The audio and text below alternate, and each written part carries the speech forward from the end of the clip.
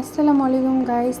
এখন আমি রান্না রেসিপি নিয়ে চলে এসেছি আপনাদের কাছে, সুস্বাদু রান্নার ভিডিও। এখন আমি মাছ নিয়েছি, কাঁচা আম আলু দিয়ে রান্না করব। আপনারা দেখতে থাকুন এবং বেশি বেশি ফলো কমেন্ট শেয়ার করুন। আসসালামু আলাইকুম, আমি শবনম খাতুন। আমার মিনি কিচেনে সবাইকে স্বাগতম।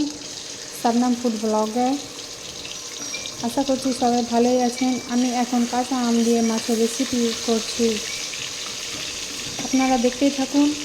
এখন মাছটিকে ভেজে নেব, তারপরে 5-10 মিনিট পরে উল্টিয়ে পাল্টিয়ে মাছটিকে নামিয়ে নেব। আপনারা পাশেই থাকুন এবং বেশি বেশি লাইক করবেন, শেয়ার করবেন, কমেন্ট করবেন। ভালো থাকুন, আল্লাহ হাফিজ। আসসালামু আলাইকুম, আমি শবনম খাতুন। আমার মিনি কিচেনে সবাইকে স্বাগতম। শবনম ফুড ব্লগে আশা করছি সবাই ভালোই আছেন। আমি এখন কাঁচা আম দিয়ে মাছের রেসিপি করছি, আপনারা দেখতেই থাকুন। এখন মাছটিকে ভেজে নেব, তারপরে 5-10 মিনিট পরে উল্টিয়ে পাল্টিয়ে মাছটিকে নামিয়ে নেব। আপনারা পাশেই থাকুন এবং বেশি বেশি লাইক করবেন, শেয়ার করবেন, কমেন্ট করবেন। আসসালামু আলাইকুম, আমি শবনম, সবাইকে স্বাগতম শবনম ফুড ব্লগে। আমি এখন নতুন রেসিপি নিয়ে চলে এসেছি। আমার মাছটি ভাজা হয়ে গেছে, এখন মশলাটি দিব, তারপরে আলুটিকে কষাবো মশলার সঙ্গে। কষানোর পর 20-30 মিনিট পর আমটিকে দিয়ে দিব। আমটিকে দেওয়ার পরে মাছটিকে দিয়ে 5-10 মিনিট রেখে নামিয়ে নেব। ভিডিওটি ভালো লাগলে লাইক কমেন্ট শেয়ার করবেন।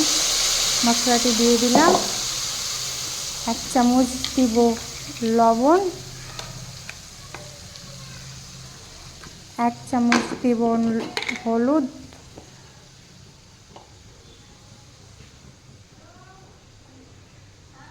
এটিকে এখন কষাবো 5-10 মিনিট। কষানোর পরে 2-3 মিনিট কষাবো। কষানোর পরে আলুটিকে দিয়ে দিব। চপ করে রেখেছি আলুটি, মশলাটি দেখেন কত সুন্দর লাল লাল হয়ে এসেছে। আসসালামু আলাইকুম, আমি শবনম, সবাইকে স্বাগতম শবনম ফুড ব্লগে। এখন রান্না করছি কাঁচা আম আলু মাছ।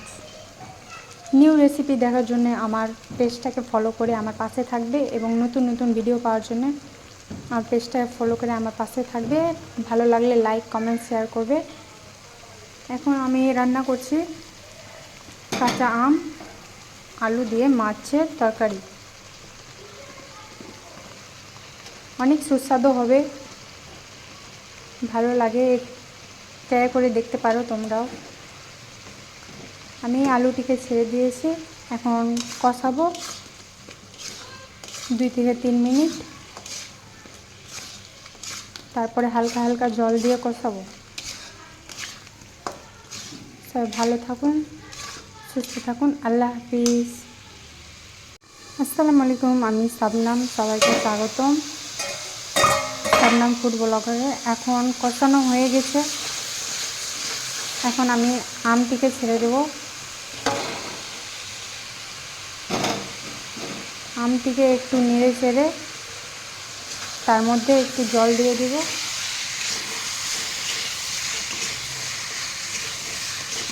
ভালো লাগলে লাইক কমেন্ট শেয়ার করবেন এবং নতুন নতুন ভিডিও পাওয়ার জন্য আমার পেজটিকে ফলো করে আমার পাশে থাকবেন।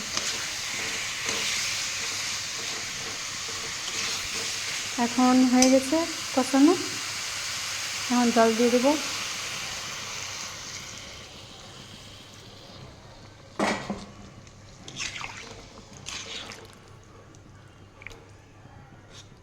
জল দিয়ে 5-10 মিনিট ঢেকে রেখে দেবো, তারপরে লবণ দেখে মাছটি ছেড়ে নামিয়ে নেব। ভালো থাকুন, সুস্থ থাকুন সবাই, আল্লাহ হাফিজ।